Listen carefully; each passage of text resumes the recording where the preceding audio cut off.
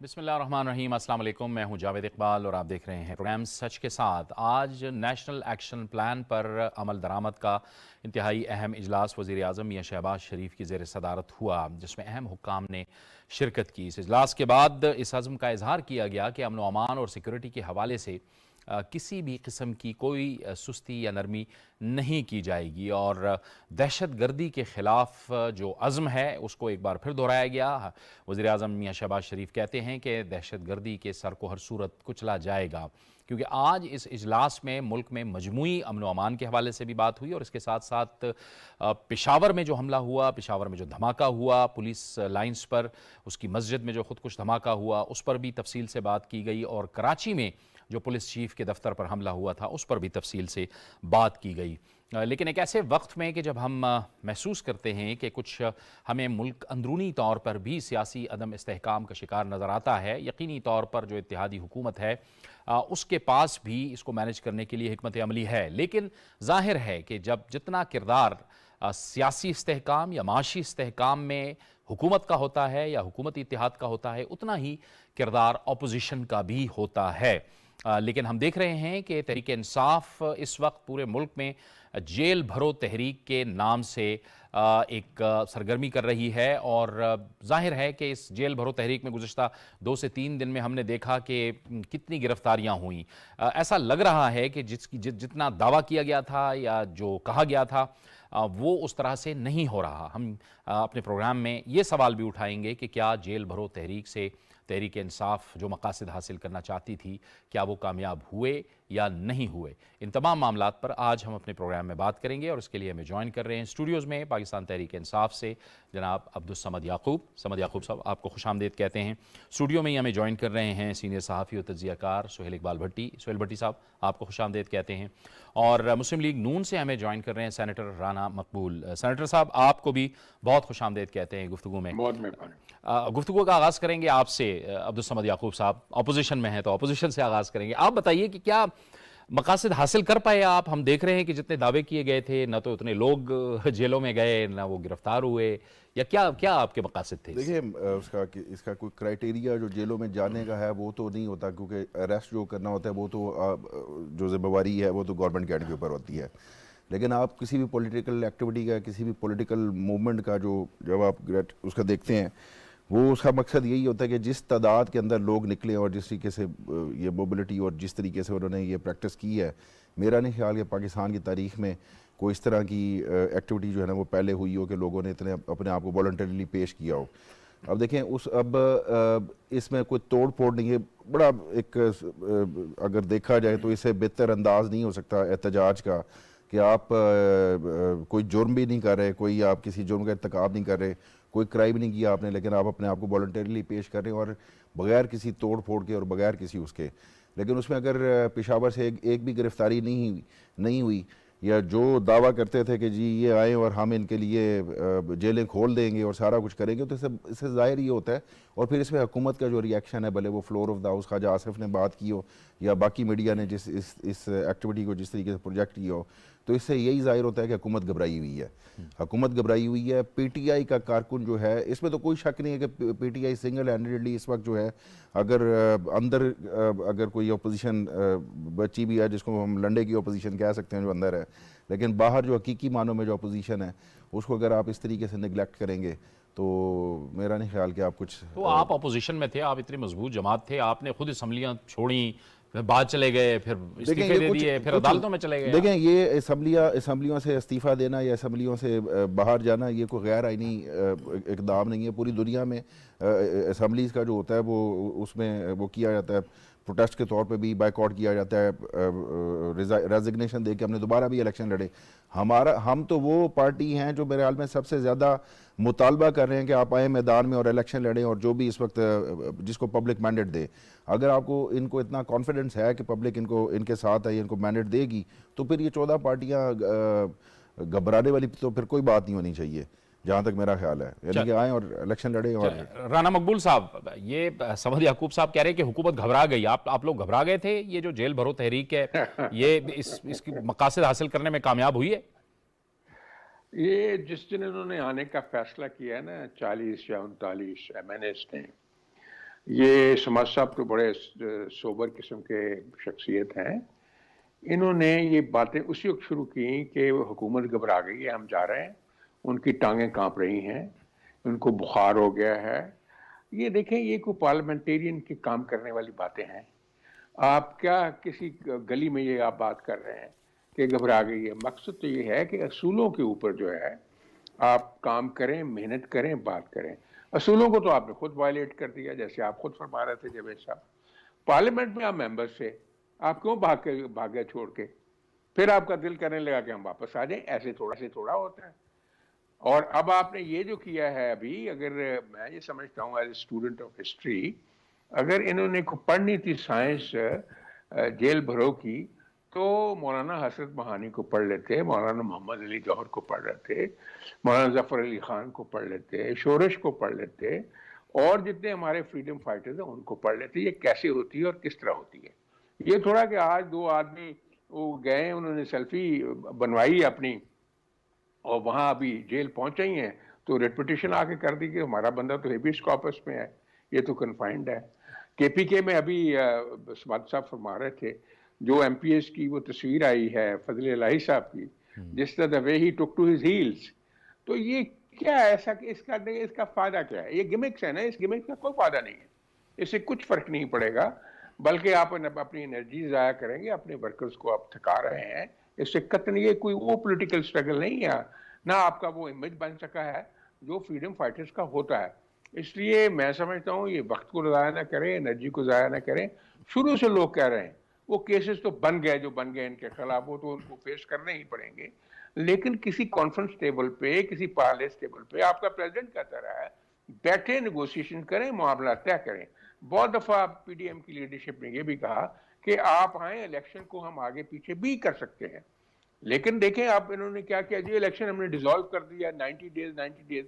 आज आपने सुन ली थी जय शाहबान की बात कल या आज कि जी ये हमें देखना पड़ेगा कि क्या कोई लेजिटिमेट रीजन थी असेंबली को डिसॉल्व करने के लिए, कि क्या एक आदमी के पास आर्बिट्रेरी पावर है कि अपनी विम्स के ऊपर हाउस को चलता बने। कॉन्स्टिट्यूशन को देखना पड़ेगा हमें, उसको रीइंटरप्रेट भी करना पड़ेगा।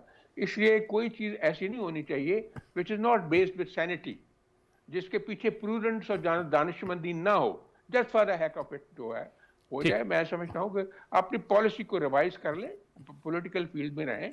वो इलेक्शन जब होगा तो देखी जाएगी, वो जो जीतेगा इंशाल्लाह। ठीक है, मैं किस्मत पे होगा। ठीक है सुहेल भट्टी साहब, आप फरमाइए कि क्या मकासद हासिल हुए तहरीक इंसाफ को इस सारी एक्टिविटी से?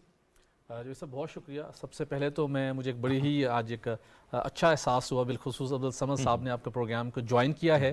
काफ़ी अरसे से पाकिस्तान टेलीविज़न के ऊपर पाकिस्तान तहरीक इंसाफ की मुझे अपीयरेंस नज़र नहीं आ रही थी, और आपने भी जो वसत कल्बी का मुजाहरा करते उन्हें पहले मौका दिया प्रोग्राम ओपन करते हुए। ये वो अप्रोच है, ये वो पॉइंट है जहाँ पर हम किसी एक जगह पर स्टक हैं और हमारे मामला बेहतर होने की बजाय ख़राब हो रहे हैं। हम दोनों साइड से जो एक अपने आप को कुशादा कल्बी का मुजाहरा करते हुए, और ये जो एक मुकद्दस ईवान है वहाँ बैठ के सारी चीज़ें हल कर सकते हैं। राना साहब ने बड़ी अच्छी बात की कि जेल भरो तहरीक के हवाले से काश हम थोड़ी तहरीक का तारीख का हम मुताला कर लेते, किस तरीके से प्लान करते हैं, और इतने उजलत के अंदर हमने फैसले किए। जिस नाजुक वक्त से पाकिस्तान गुजर रहा है, आपने अपने प्रोग्राम में एपेक्स कमेटी के इजलास का हवाला भी दिया, वहाँ पर इन मामलात को भी मेरे ज़राए के मुताबिक ज़ेर गौर लाया गया और बड़ी तशवीश का इजहार किया गया। तो बदकिस्मती के साथ हम अपनी सरकारी मशीनरी को, अपने सिक्योरिटी फोर्सेस को मुख्तलिफ सूबों में इस जो एक उनकी इनका जो एक मिसाली तौर के ऊपर ये एक इन्होंने कदम उठाया, कुछ काम करना चाहते थे कि हम इम्पैक्ट क्रिएट करें।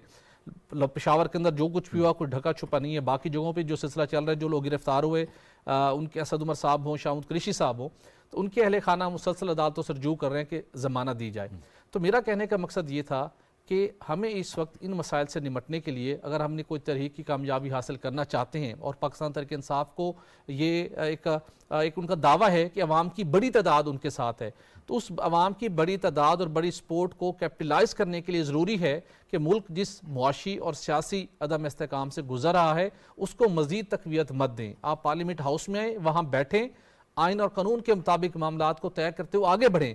आप इनका दावा है पाकिस्तान तहरीक इंसाफ का कि हर गुजरते दिन के साथ हमारी मकबूलियत बढ़ रही है, तो अब आकर बैठेंगे, एक माकूल तरीके के साथ आप लाइन ऑफ एक्शन तैयार करेंगे, और मुल्क जिन मसाइल से दो चार है आप तय करके बढ़ेंगे, आपकी मकबूलियत तो मौजूद है और आपके डाई हार्ट आपका फॉलोअर मौजूद है। ऐसा नहीं है कि अगर 2 माह बाद या 3 माह बाद इलेक्शन होते हैं या कुछ दिन ताखीर का शिकार होते हैं तो आपकी उस किसी मकबूलियत में फ़र्क पड़ेगा। हाँ, मकबूलियत में अगर फ़र्क पड़ेगा, जैसे कि आने वाले दिनों में असूली तौर के ऊपर तो अनाउंसमेंट कर दी गई है कि परवेज़ इलाही साहब को पाकिस्तान तहरीक इंसाफ का सदर बनाया जाएगा, उसके कुछ तकाजे पूरे होने हैं। अगर कहीं मकबूलियत को फ़र्क पड़ा तो आपके ऐसे अनाउंसमेंट, आपके ऐसे इकदाम जो माजी के अंदर आप बहुत शिद्दत के साथ क्रिटिसाइज करते रहे, आप पंजाब का सबसे बड़ा चोर कहते रहे, लेकिन अब आप उनको जब पार्टी का सदर बनाएंगे तो आपकी मकबूलियत उन इकदाम से तो खत्म हो सकती है, मुतासिर हो सकती है। फैल के तजाद की आप बात करें। चले मैं आता हूं आपकी तरफ। हसन मुर्तजा साहब ने हमें ज्वाइन कर लिया टेलीफोन लाइन पे। हसन मुर्तजा साहब, आपको भी बहुत खुशामदीद कहते हैं।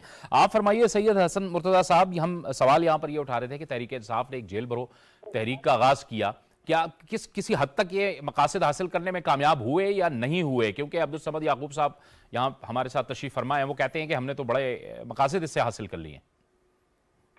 बहुत शुक्रिया जी।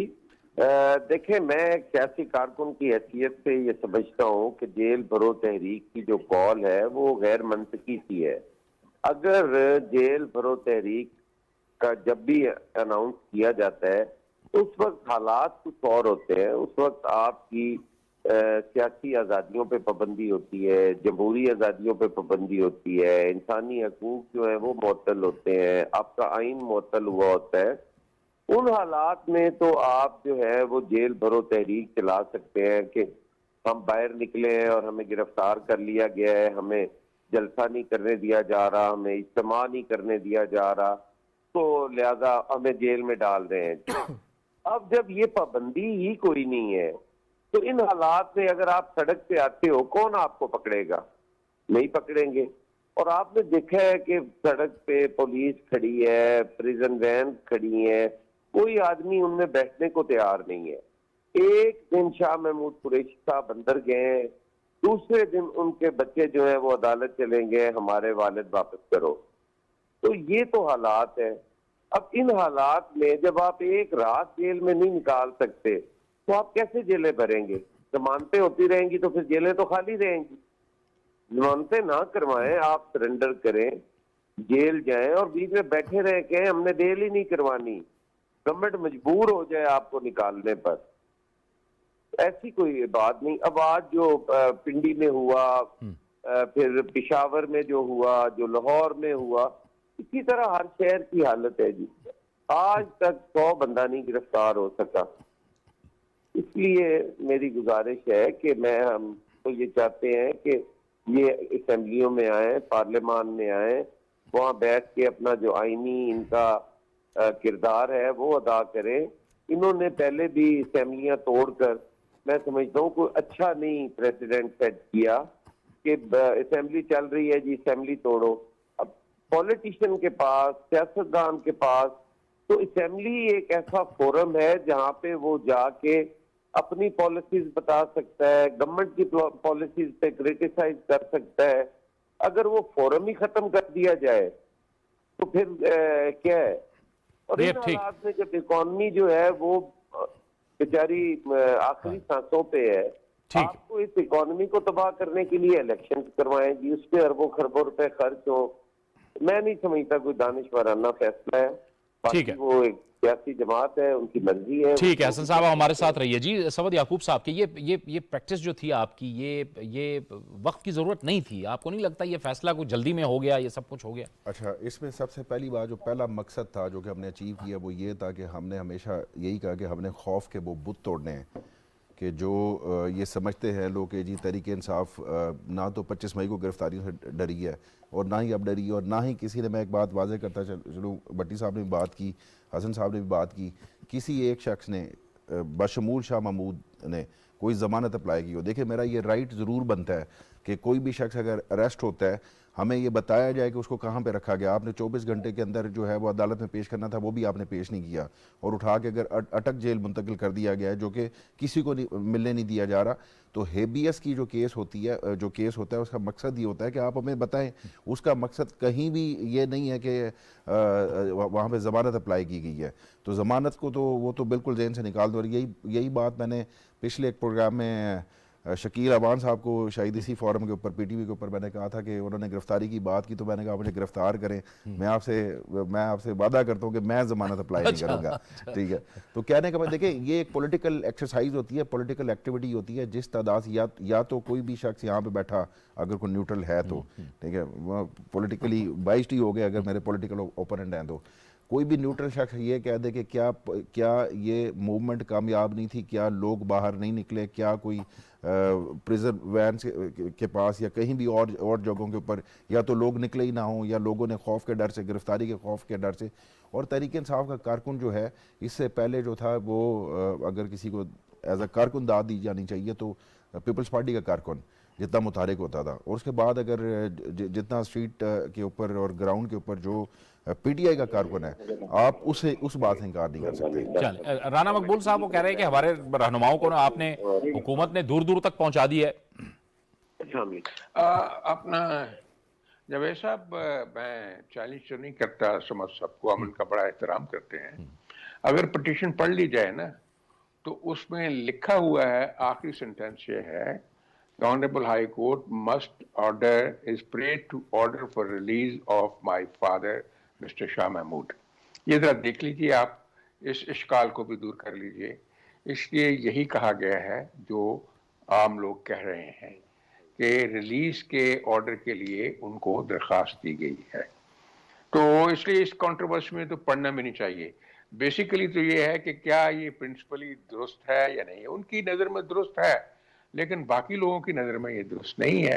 ये एक्सरसाइज जो है एक सही हासिल है, वो कर लेने से खैर उनकी अपनी तो इत्मीनान हो जाएगा, लेकिन अचीव कुछ नहीं हो पाएगा। अगर वो कहते हैं कि हम बहुत बड़ी पार्टी हैं तो फिर ये करने की ज़रूरत भी क्या है। आप अगर आम पॉलिटिकल एक्टिविटी करते रहिए तो उसको उसमें तो होनी चाहिए, लेकिन आप जो जेन्युइन पॉलिटिकल एक्टिविटी है पार्लियामेंट में होती है, जहाँ सारे फैसले होते हैं, वो तो खुद आप खुदा हाफिज करके उनको बाहर आ गए। और बाद में इतने ज़्यादा, अभी जो मुर्तज़ा साहब ने कितनी खूबसूरत बात की है कि ये बड़ी इज्जत है असम्बलियाँ जो हैं आपकी, और आपने खुद ही असम्बली डिज़ोल्व कर रही हैं। अब ऑनरेबल जज साहबान कह रहे हैं सुप्रीम कोर्ट के कि जी ये भी देखा जाएगा क्या लेजिटिमेट रीजंस थी को असम्बली को डिज़ोल्व करने की, या सिर्फ एक आदमी की व्हिम्स हैं जो चीफ मिनिस्टर है वो अपनी मर्जी से सारे का सारा हाउस को उजाड़ के रख दे। भाई कोई ना कोई सैनिटी और कोई ना कोई रैशनैलिटी होनी चाहिए ना हर एक्शन की। तो ये भी वो जज साहबान कहते हैं इसको भी देखा जाएगा। और ये भी उन्होंने कहा कि हो सकता है क्यों ना ये इनको रिस्टोर कर दिया जाए। तो एक नई बात शुरू हो चुकी है। इसलिए मेरी गुजारिश ये है कि इस खबेड़े की जरूरत नहीं थी। खैर उन्होंने डाल लिया, वाइंड अप हो जाएगा इंशाल्लाह जल्दी इसका। चल ठीक है सोहेल भट्टी साहब, अब ये तो सवाल बनता है ना कि जब असम्बलियाँ ख़त्म की गई, खैबर पख्तूनख्वा की और पंजाब की असम्बली को ख़त्म किया गया, तो वो किस बुनियाद पे ख़त्म की गई, उसका जवाब क्या था। और यही जिक्र जो है सुप्रीम कोर्ट ऑफ पाकिस्तान की जो समाअत हो रही है उसमें भी इसकी गूंज सुनाई दी है कि आपने कुछ लेजिटिमेट रीजंस थे कि जिसकी बुनियाद पे आपने असम्बलियों को ख़त्म किया। देखिए, अगर पाकिस्तान तहरीक इंसाफ से आप उनके एंगल से देखेंगे तो उनका वो अपना खुद एक ऐसा मौक़िफ़ तराशते हैं जो कि एक पार्टी क़यादत को, पार्टी रहनुमा को और 2 या 3 लोगों के से इत्तफाक़ है, अगर मैं ये डेंट डाल दूंगा इस सिस्टम के ऊपर तो ये सिस्टम कोलैप्स करेगा, मरकज़ के अंदर भी हुकूमत सर्वाइव नहीं कर सकेगी और उसके बाद हम दोबारा इक़्तिदार हासिल कर लेंगे। इसके अलावा और कोई लेजिटिमेट जो उसका जो रीजनिंग है मुझे एटलीस्ट नज़र नहीं आती। अगर कोई होगी लेजिटिमेट रीजनिंग तो वो कोर्ट में भी हमें देखने को मिलेगी। जवेद साहब, गुजारिश ये है इन इक़दामात, इन एफर्ट से और इन हिकमत अमलियों से हकीकी आज़ादी मार्च, 25 मई का मार्च, जेल भरो तहरीक, इस सारे मामलात ने गुज़श्ता 1 साल के दौरान आपको अंदाज़ा नहीं है कि पाकिस्तान को किस बुरी तरीके से इसने मुतासिर किया है। दुनिया का कोई मुल्क, कोई कौम, कोई सिस्टम सियासी और मुआशी इस्तेहकाम के बगैर उसे जो दरपेश चैलेंजेस होते हैं उससे नहीं निमट सकता। आपको जिन लॉ एंड ऑर्डर सिचुएशन और दहशतगर्दी, शिद्दत पसंदी के जिन मामलात का सामना है, और सारी चीज़ें इंटरलिंक हैं। और आज के दौर के अंदर जो इतना इंटरनेशनली क्रिटिकल दौर चल रहा है, मैं 2 रोज़ कबल वहाँ पर रियाज में था सऊदी अरब के यौम तसीस के हवाले से, वो मुल्क जो माली वसाइल के लिहाज से, मादनी वसाइल के लिहाज से माला माल है, लेकिन उन्होंने वक्त की नज़ाकतों को समझते हुए अपनी सिमत का तयन किया है। हर दिन, हर घंटा वो यूटिलाइज कर रहे हैं अपने आप को स्ट्रेंथन करने के लिए और अपनी मंजिल को हासिल करने के लिए। और जब मैं वहाँ अपने मुल्क को देखता हूँ तो मुझे बदकिस्मती के साथ बहुत मायूसी हुई। लेकिन वो तो अच्छा हुआ जब मैं वापस पहुंचा इस्लामाबाद एयरपोर्ट के ऊपर, और स्पेशली जो यहाँ पर पोलराइजेशन हमारी क्रिएट हुई है, वहाँ पर एक और अच्छा खुशगवार मौका, एक चीज़ मुझे देखने का मौका मिला जिससे मेरी एक उम्मीद बंधी है कि हालात हमारे यहाँ बेहतर हो सकते हैं अगर हमारी सियासी क़यादत, तमाम जमातों से वाबस्ता सियासी क़यादत अपने एक कलेक्टिव विजडम का मुजाहरा करे। एयरपोर्ट के ऊपर, इंटरनेशनल अराइवल के ऊपर तुर्किया से एक पाकिस्तान का वो डेलीगेशन पहुंचा जिसके अंदर पाक फौज के दस्ते भी थे, लेकिन उन्होंने वो रजाकारों के यूनिफॉर्म पहने हुए थे। वहाँ अवाम की बड़ी तादाद थी, मर्द, खवातीन, बच्चे। जब उन्होंने देखा कि ये लोग वहाँ से उनकी मदद करके आए तो आप सुनकर हैरान हो गए। तालियां बजी, पाक फौज जिंदाबाद के नारे लगे और उन जवानों को हौसला बढ़ाया गया। तो मुझे फिर ये उम्मीद लगी कि अभी भी आवाम के अंदर ऐसे मासूम लोग जिन्हें हम मुख्तलिफ डिजिटल मीडिया की कैंपेन के जरिए से लोगों के ज़हनों को गुमराह कर रहे हैं मुसलसल, हमें इस सिलसिले को कहीं रोकना चाहिए। हमें मिल बैठ के इन मसाइल का हल निकालना चाहिए। ये इक़्तिदार आज एक जमात के पास है, कल किसी और के पास होगा, माजी में किसी और के पास था, मुस्तकबिल में किसी और के पास होगा। लेकिन अब ये कहें कि मैं सिस्टम को चोक कर दूंगा और रातों रात में अपने डिजायर्ड रिजल्ट लेना चाहता हूं, ये इस सिस्टम के साथ भी नाइंसाफी है, आइन और कानून के साथ भी नाइंसाफी है। ये जाहिर है कि एक मुश्किल सूरत हाल पैदा होती है और फिर ये इसी बुनियाद पे अदम इस्तेहकाम की तरफ फिर मुल्क जाता है। जी बिल्कुल ऐसा एग्जैक्टली। और इसी अदम इस्तेहकाम की वजह से आप ये देखिए कि हमारा डॉलर किस स्पीड से आगे बढ़ना शुरू हुआ। इसी अदम इस्तेहकाम की वजह से हम आलमी मालियाती इदारों से जो हमने पैकेज हासिल करना था उसने तवालत इख्तियार की, हम चीज़ों को कंक्लूड नहीं कर पाए। माजी के अंदर हम जो बेहतर निगोशिएशन उस काम करने में कामयाब होते थे, इसलिए कि हमारे यहाँ एक सिस्टम था। अब उनको पता कि सब मजबूर हैं, पॉलिटिकली वीक हैं, इनको जो चाहेंगे हम इनसे शराइत बनवाएंगे, और उन्होंने मनवाई और उसका खमियाजा 22 करोड़ इस मुल्क की आवाम भुगत रही है। और हम इल्ज़ाम तराशियों के अंदर कि हम होते या ये ना होते तो ऐसा हो जाता। हमें इस तरीके से सिस्टम ठीक नहीं होगा। हमें सिस्टम को स्ट्रेंथन करने के लिए नेक नीति के साथ आप स्टेप्स उठाएं, आप आकर बैठें और हल उसका यही, इस ईमान के अंदर आप आके बैठेंगे, आपके मसाइल हल होंगे। बसूरत दीगर अब इतना सुप्रीम कोर्ट के अंदर भी मामला पहुंचा हुआ है, यहाँ पटिशन है, जिस शेप के अंदर भी फैसला होता है, इलेक्शन कमीशन ऑफ पाकिस्तान को अदालत डायरेक्शन देती है या वफाकी हुकूमत कन्विंस करने में कामयाब होती है, फिर भी आपका वहां पे क्योस और एक गैर यकीनी की सूरत हाल बनेगी। दोनों सूरतों के अंदर जो भी फैसला आता है, असल फैसला जो जिसके अंदर स्टेबिलिटी हो सकती है, जिसके अंदर बेहतरी का रास्ता निकल सकता है, वो जब वहां बैठ के आप मुश्तरका तौर के ऊपर बैठ के इत्तफाक राय से फैसले करेंगे, फिर आपका बेहतरी का सफर शुरू होगा। ये बिल्कुल सही आप दुरुस्त कह रहे हैं। हसन मुर्तज़ा साहब, आप फरमाइए कि क्या हम ऐसी सूरत हाल के मुतहम्मिल हो सकते हैं कि अब जाहिर है हमें एक तो माशी चैलेंजेस हैं, बहुत ज़्यादा माशी चैलेंजेस हैं, दूसरी तरफ अमन व अमान की सूरत हाल है। आज भी एपेक्स कमेटी का इजलास हुआ, आर्मी चीफ वहाँ थे, अहम वज़ीर आज़म की ज़ेर सदारत और बाकी वज़रा थे, अहम लोग थे, तमाम वज़राए आला थे। फोकस हमें करना चाहिए गवर्नेंस पे और अमन व अमान की सूरत हाल पे, माशी चैलेंजेस पे, बजाय इसके कि हम अदम इस्तेहकाम की तरफ जाएँ। देखिए जी, ये तो हमारी सारों की कौमी जिम्मेदारी बनती है कि हम अपने मुल्क को जो सियासी इस्तेहकाम है उसकी तरफ लेके चलें, क्योंकि जब तक सियासी इस्तेहकाम नहीं होगा आपका ना मुआशी इस्तेहकाम हो सकता है, ना ही आप लॉ एंड ऑर्डर के हवाले से जो है वो बेहतरी कर सकते हैं। तो कौम को एक पेज पे होना चाहिए और हमारे जो नेशनल इश्यूज हैं उन पे हमें सियासत नहीं करनी चाहिए, उस पे हमें एक कौम की हैसियत से सामने आना चाहिए। आज अगर आप देखें तो जो चैलेंजेस हमें लॉ एंड ऑर्डर के हवाले से दरपेश हैं, मैं समझता हूँ कि इकोनॉमी से भी ज्यादा वो खतरनाक है। अगर हम इसी तरह बटे रहे, इसी तरह हम अपने तकसीम दर तकसीम होते रहे, हमने पहले ही हम कभी मजहब के नाम पे तकसीम हो रहे हैं, कभी हम जात बिरादरी कौम के नाम पे तकसीम हो रहे हैं, कभी सुबाइयत के नाम पे हम तकसीम हो रहे हैं। और अब तो सियासी तकसीम इस हद तक बढ़ गई है जिसका अंदिया या ऐलान खान साहब ने किया था कि इनको रिश्ते कोई नहीं देगा इनके बच्चों को। आज आप देखें, आज लोग जो है वो उस बयानिए पर आज बाप से बेटा कह रहा होता है हम कोई गुलाम है। यार किसकी गुलामी से आप आज़ादी दिलवा रहे हैं? अमेरिका की गुलामी से आप आज़ादी दिलवा रहे हैं? जिस अमेरिका ने आपके कौन सा साइफर लिख दी है? यार अमेरिका को तो जिन्होंने ना की है वो तख्तेदार पे लटक गए हैं।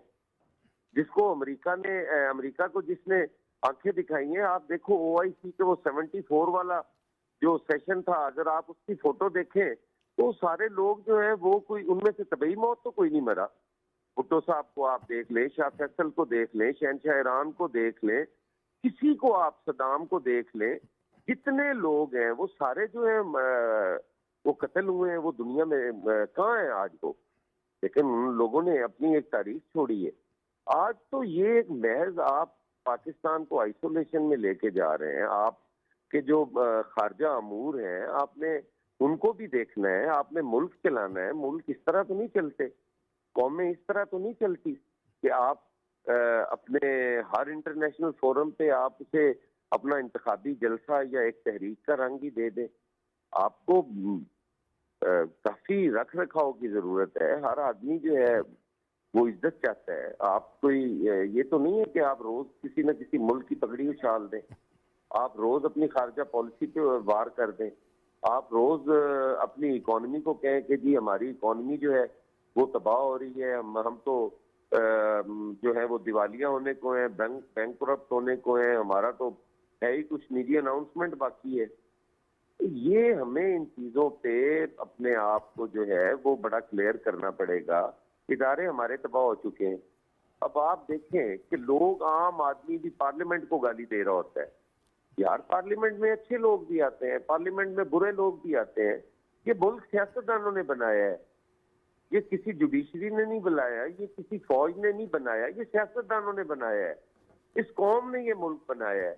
आप उस कौम के जो ऐवाने वाला है यार, उसको गाली दे रहे हैं कि ये रबड़ स्टैंप है, ये चोरों की आमाज का है, ये डाकुओं की आमाज का है।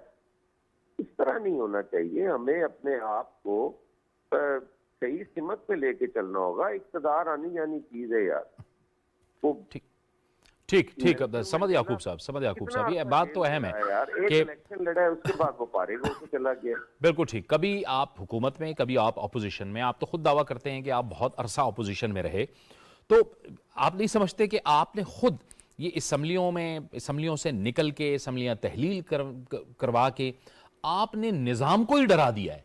यानी निज़ाम कहता है कि जब इलेक्शन होंगे आप असम्बलियों में आएंगे, उसके बाद आप फिर असम्बलियां छोड़ के चले जाएंगे। जब आपकी हुकूमत नहीं होगी आप असम्बलियां छोड़ के चले जाएंगे। लेकिन बुनियादी तौर पे निज़ाम को हमने जो है हिलाया तो नहीं है, लेकिन झंझोड़ा ज़रूर है इस निज़ाम से। जिस निज़ाम से अगर आपको एक आम आदमी की अगर आप साइकी देखें, जब ये पार्लियामान की बात करते हैं और ये पार्लियामान को उस तरीके से चलाने की कोशिश कर रहे हैं कि जिस तरह असलम रईसानी की जो कैबिनेट, उसमें जो कैबिनेट 57 मेंबर्स थे टोटल और 51 जो थे वज़ीर थे बलूचिस्तान के। अगर आपने सारों को ही आपने वज़ीर बना देना है और सारों को खुश रखने के लिए या उनको कंपनसेट करने के लिए, चलाने के लिए, अगर आपने 90 या 95 लोगों की, 80 लोगों की अगर आपने काबीना बना देनी है, तो इस तरीके से तो जब ये जब चीज़ देखी, एक आम आदमी जब ये देखेगा कि ये सारी पार्टीज़ मिल गई हैं, उसे रिलीफ नहीं मिल रहा। ये मेरा पॉलिटिकल ओपोनेंट का मसला नहीं है। परसीव कैसे कर रहे हैं? क्या एक आम आदमी की अगर दिल से कोई पार्लियामान के बारे में, जो कि नहीं होनी चाहिए क्योंकि नहीं ट्रस्ट रहा किसी को किसी सिस्टम के ऊपर, तो क्या उसको हम रोकें कि जी आप जो है इस पार्लियामान के या अदल के निज़ाम के ऊपर या किसी चीज़ के ऊपर या इस ब्यूरोक्रेटिक जो स्टेट हमने बनाई हुई है उसके ऊपर आप आवाज़ भी ना उठाएं? ये तो एक आम आदमी का इस्तेहकाक है कि अगर उसको पार्लियामान से कुछ नज़र नहीं आता या पार्लियामान से वो जो जिस तवक्को से वो अपने लोगों को या अपने लोगों को इलेक्ट करा के भेजता है।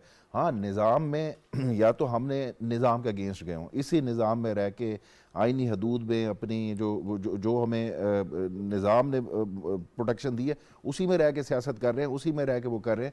ना किसी को उठा के बाहर फेंका, ना इनकी लेजिटिमेसी जो हमने ये नहीं कहा कि जी ये जो तरीक़ाकार था ये आइन के मुताबिक नहीं था, जो अदम एतमाद का है। वो अदम एतमाद का तरीका जो था वो ज़ाहिरी बात है कॉन्स्टिट्यूशनल जो प्रोसीजर उसको फॉलो किया गया। लेकिन जिस साइफर की बात, देखिए बाहर की साजिश कहते हैं, फिर वो उससे देखिए कोई भी देखें अगली बात पे चले जाते हैं। अगर साजिश में बात करें तो हसन साहब की बात जिस पे वो बात तो करें कि जी गुलामी वाला तो ये तो भुट्टो साहब का नारा था। ये तो भुट्टो साहब साइफर तो हमने इस्लामाबाद में खान साहब ने लहराया। उससे पहले अगर आप पीछे चले जाएं तो सबसे पहले जो है ना वो भुट्टो साहब ने खत लहराया था पिंडी के बाजार में, और भुट्टो साहब ने ये भी कहा था कि इतना डॉलर इंडक्ट हुआ है कि डॉलर का रेट यहाँ पे गिर गया है, डॉलर का रेट के बाहर से मेरे खिलाफ इतना पैसा आया। तो ये चीज़ें नहीं, और कोई भी साजिश जब होती है, जब तक प्रोब नहीं होता, इन्वेस्टिगेशन नहीं होती, वो जब जो आपका जो एक्यूजिशन है, जो या हम इल्ज़ाम लगाते हैं, ये साजिश तब तक साजिश एक बयानिया ही रहेगा जब तक प्रोब होके उसको वो नहीं किया जाता। और वो किसी भी फॉरम के ऊपर, किसी भी लेवल के ऊपर जो है वो साजिशें कभी बेनकाब हुआ भी नहीं करती और साजिशें हुआ करती हैं। यही एक वो है कि जी साजिशें कभी भी बेनकाब, कभी कोई साजिश आज तक हम क्या इसको साजिश नहीं कहते कि भुट्टो साहब को जो ने फांसी लगा दिया इन्हीं अदालतों ने लगाया था ना, इन्हीं अदालतों ने, आज भी हम अदालती कत्ल उसको कहते हैं। यहाँ पे एक आखिरी बात मैं करूँगा कि लेजिटिमेसी की बात करें कि क्या परवेज़ इलाहिया जो KP की गवर्नमेंट डिज़ोल्व हुई है, क्या उनकी ये लेजिटिमेसी, अभी जज साहब ने भी, तो एक सादा सा सवाल है कि जब आपने उनको बाउंड किया था, लीगली बाउंड किया था कि आपने कॉन्फिडेंस का वोट लिए बगैर असम्बली नहीं तोड़नी, तो फिर जब वोट लेने के बाद आपने जो आइन के मुताबिक वो तोड़ सकते थे, तो अदालत उनको बाउंड कर देती है, लेजिटिमेसी को उस वक्त चैलेंज कर देती। अगर 1.5 महीना गुजरने के बाद आज ही लेजिटिमेसी डिसाइड करनी है, तो फिर मेरा ये ख्याल है कि शायद ये इससे बड़ा जो नज़रिया ज़रूरत नहीं हो सकता कि आज इस बहरान से निकालने की खातिर एक नज़रिया ज़रूरत के तहत असम्बलियों को बहाल कर दें, तो इनका वो गिला भी दूर हो जाएगा कि ये इलेक्शन और पंजाब के इलेक्शन और जो सूबों के इलेक्शन वो इलेक्शन इकट्ठे होंगे, और जो कि होता नज़र भी आ रहा है कि एक नज़रिया ज़रूरत जो है वो फिर आने वाला है, जिसके तहत जो है वो शायद ये बात जो की गई है उसमें तो आप सिर्फ ये नहीं ऑप्शंस या मुमकिनात की बात कर रहे हैं, स्पेकुलेशन की बात आप कर रहे हैं हसन मुर्तज़ा साहब, लेकिन अब जाहिर है हमें तो जी आप फरमाइए। एक सेकंड जी जी देखिए, अभी मेरे भाई कह रहे थे कि भुट्टो साहब ने खत लहराया था। मैं कहता हूं कि भुट्टो साहब ने तो बहुत बड़ा जुर्म किया था, अमेरिका की आंखों में आंखें डाल के उसने कहा था कि मैं एटम बॉम्ब बनाऊंगा, मेरी कौम घास खाएगी, मैं एटम बॉम्ब बनाऊंगा, मैं इस मुल्क को एटमी ताकत इसलिए बनाऊंगा कि मेरे खिते की जो जुग्राफियाई सूरत हाल है वो मुकम्मल नहीं हो सकती कि अगर मेरा मुल्क एटमी ताकत ना हो। उसने तो अमेरिका के खिलाफ एटमी ताकत बनाया इस मुल्क को। उसने तो अमेरिका के खिलाफ तेल के हथियार को उसने कहा कि ये तेल का तुम्हारा हथियार है तेल, और उसने अमेरिका के खिलाफ पूरी इस्लामी दुनिया को इकट्ठा कर दिया। हर इस्लामी मुल्क जो था उसको पाकिस्तान उस वक्त लीड कर रहा था। उसने तो कहा कि यार हमारा एक दिफा होगा, हमारी सरहदें जो है वो एक होगी, मेरे मुल्क का जो मेहनत कश है मजदूर है वो तुम्हारे मुल्क पे काम करेगा और इस्लाम और मुसलमान ताकतवर होगा। उसका तो बहुत बड़ा जुर्म था, उसको तो उन्होंने फांसी पे लटका दिया। लेकिन दूसरी तरफ 4 साल दौर के अंदर खान साहब ने ऐसा कौन सा काम किया था कि अमेरिका को साजिश करनी पड़ गई? भुट्टो की तो साजिश की गई, भुट्टो को तो उसका तो अदालती कत्ल करवाया गया, लेकिन खान साहब ने ऐसा कौन सा काम किया था जिसकी वजह से अमेरिका के लिए खतरा थे? तो मेरी गुजारिश है कि हमें उन चीजों को मिलाना नहीं चाहिए। हमारे लिए खान साहब काबिल एहतराम है, वो एक सियासी जमात के हेड है, वो काबिल एहतराम है, लेकिन उनका कद भुट्टो साहब के साथ मिला देना मैं समझता हूँ ये तारीख के साथ ज्यादती है। हमारी आने वाली नस्लें क्या देखेंगी, क्या सुनेगी, क्या वो कर पाएंगी कि यार एक इतने बड़े कद के आदमी को जिसने जो सब कुछ कर सकता था और उसने ये सौदा नहीं किया, उसने कहा कि मैं इस मिट्टी से हूं और मैं इसी मिट्टी में जाऊंगा। उसने फांसी का फंदा खुद चूज किया। उसने मौलवी मुश्ताक की कोर्ट में खड़े होकर ये बात कही कि मौलवी तू मुझे कहता है कि मैं फांसी दे दूंगा, तू कैसे मुझे फांसी दे सकता है? अमेरिका कहता है कि या मुल्क का वजीर आजम बन जा या मैं तुझे निशान इबरत बना दूंगा। फैसला तो मैंने करना है कि मैंने वजीर आजम बनना है या मैंने निशान इबरत बनना है। तो आप मेरे लिए खान साहब से मुझे ये गिला नहीं है, खान साहब मेरे लिए काबिल एहतराम है, वो एक जमात के लीडर है, सियासतदान है, मैं उनको सलाम करता हूं उनकी जद्दोजहद को, वो अपनी जगह। लेकिन भुट्टो साहब के साथ उनको मिलाना, ये मैं कहता हूँ ये यहाँ पे भुट्टो साहब का तो कंपैरिजन किया ही नहीं गया, मैंने तो कोई कंपैरिजन नहीं किया। गरीबों को घरों छत दे दिए आपने 4 साल में, यार छतें छीन ली इनक्रोचमेंट के नाम पे। भुट्टो साहब ने कितनी बड़ी गरीबों के लिए सोसाइटीज बनाई जो हाउसिंग सोसाइटीज थी। हसन साहब आप थोड़ा सा मेरे साथ भी जस्टिफाई कर लें क्योंकि टाइम आप ज्यादा लेंगे। मैं आपको सिर्फ एक बात करूंगा, आपके लिए भुट्टो साहब सबसे बड़े लीडर जरूर होंगे, मैं एहतराम करता हूं आपकी इस उसके ऊपर, लेकिन मेरे लिए अगर मेरा लीडर जो है मैं उसको सबसे बड़ा लीडर मानूं तो इस पे मैं छोटा नहीं मान रहा, मैं आपके लीडर को मैंने तो कंपैरिजन में मैं नहीं जा रहा। देखिए उस वक्त अगर आप बात करें कि साजिश जब यूक्रेन वॉर हुई, एक बंदा इस मुल्क को एटमी ताकत बनाता है, यार इतना तो इंसाफ करो कि उसके लिए उसने जान दे। मैंने भुट्टो साहब का कद छोटा नहीं किया, मैं भुट्टो साहब की मैंने तो कहा कि गुलामी की बात या तो भुट्टो साहब ने की थी या इमरान खान ने की थी। लेकिन मैं आखिरी बात आपको करता चलूं कि चाइना के साथ स्टैंड लेना या यूक्रेन वॉर में जो है रशिया का विजिट करना या ऑयल की बात करना, उनसे ट्रेड की बात करना, क्या उस वक्त आपको ये नहीं फील होता कि ये उस वक्त अगर हम भी ना बात करते रशियन ब्लॉक की या चाइनीज के साथ ना वो करते, ट्रेड की बात ना करते, तो हमें भी कंपनसेट कर दिया जाता? भाई इसमें कहां आप, इसमें आपका क्या रोल था? यूक्रेन की जंग में आपका क्या रोल था? रशिया से आपके क्या डायलॉग हो गए थे?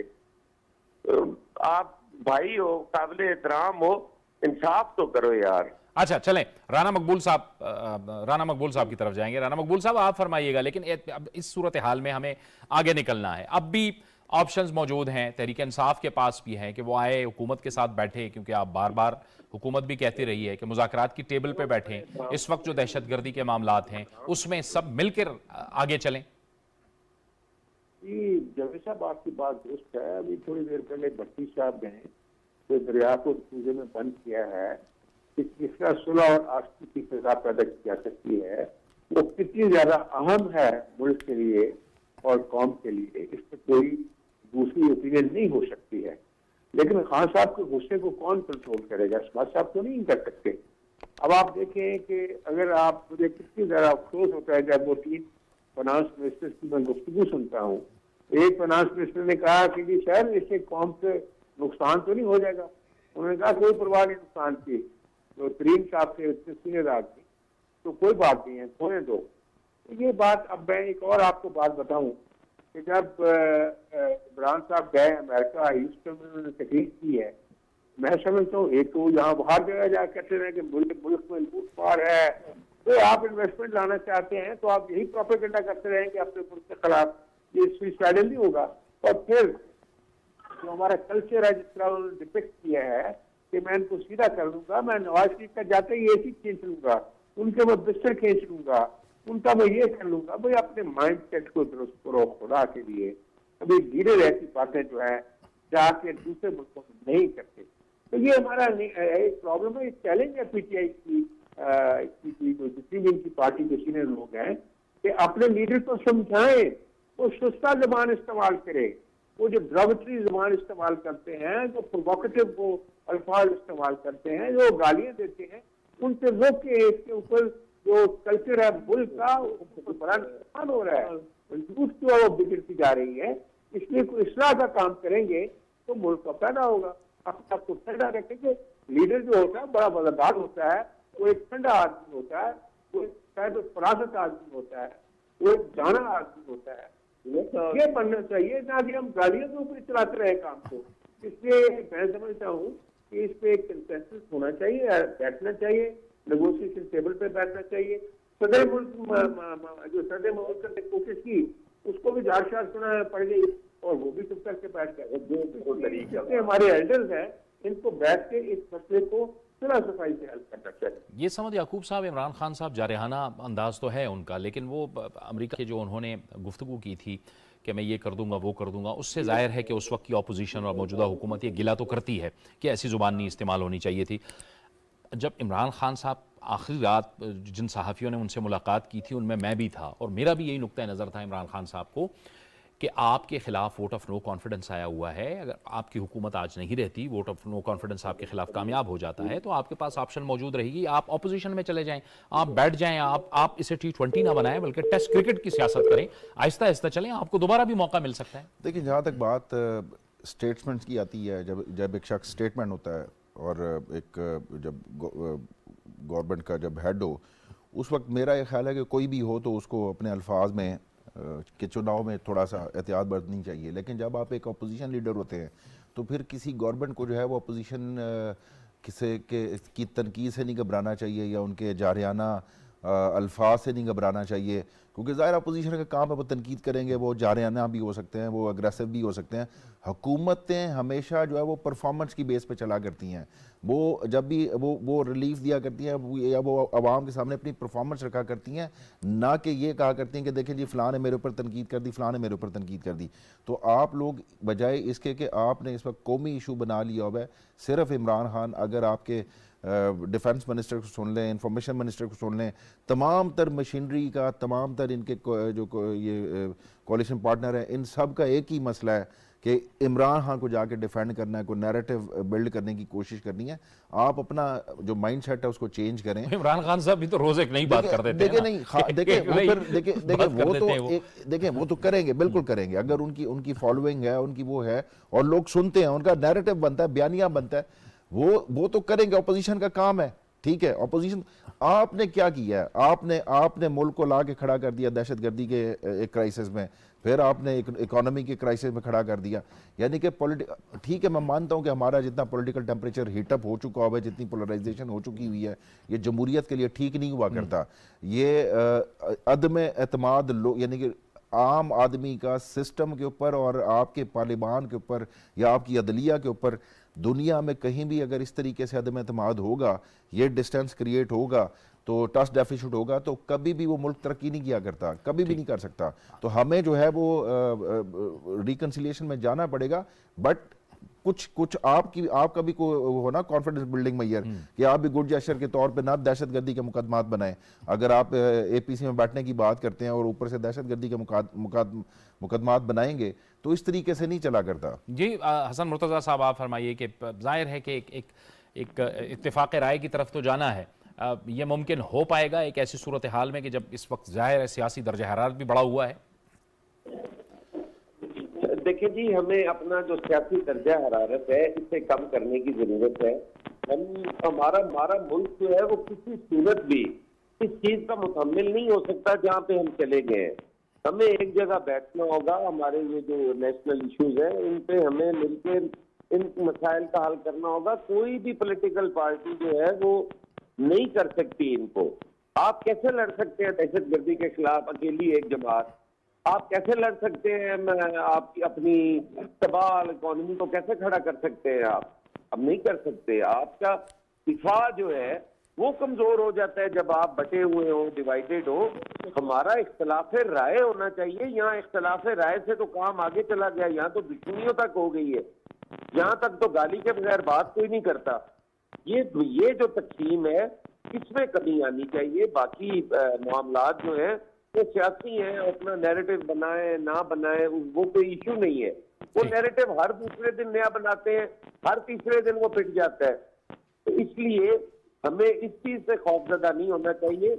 हमें वैसे अपने नेशनल इश्यूज के लिए एक प्लेटफॉर्म पे, एक जगह पे हमें बैठ के डायलॉग के जरिए मामलात हल करने चाहिए। ठीक है, बहुत बहुत शुक्रिया सैयद हसन मुर्तज़ा साहब, सेनेटर राना मकबूल साहब आपका, और सुहेल भट्टी साहब और अब्दुल समद याकूब साहब आपका भी बहुत बहुत शुक्रिया, आप हमारे साथ इस गुफ्तगू में शामिल रहे। ज़ाहिर है कि इस वक्त मुल्क को माशी चैलेंजेस भी दरपेश हैं, अमन व अमान के हवाले से भी चैलेंजेस हैं, और इन तमाम चैलेंजेस से जो निमटना होगा वो ज़ाहिर है तमाम सियासी क़ुव्वतों को मिलकर इससे निमटना होगा, और तमाम सियासी क़ुव्वतों को अपने जो सियासी इख्तिलाफ़ात हैं, उनके अपने अपने ज़ाहिर नज़रियात हैं, उन्हें एक तरफ रख के कम अज़ कम इस कॉज़ में इकट्ठे होना पड़ेगा, जैसे पहले हुए थे दहशतगर्दी के ख़िलाफ़ जंग में।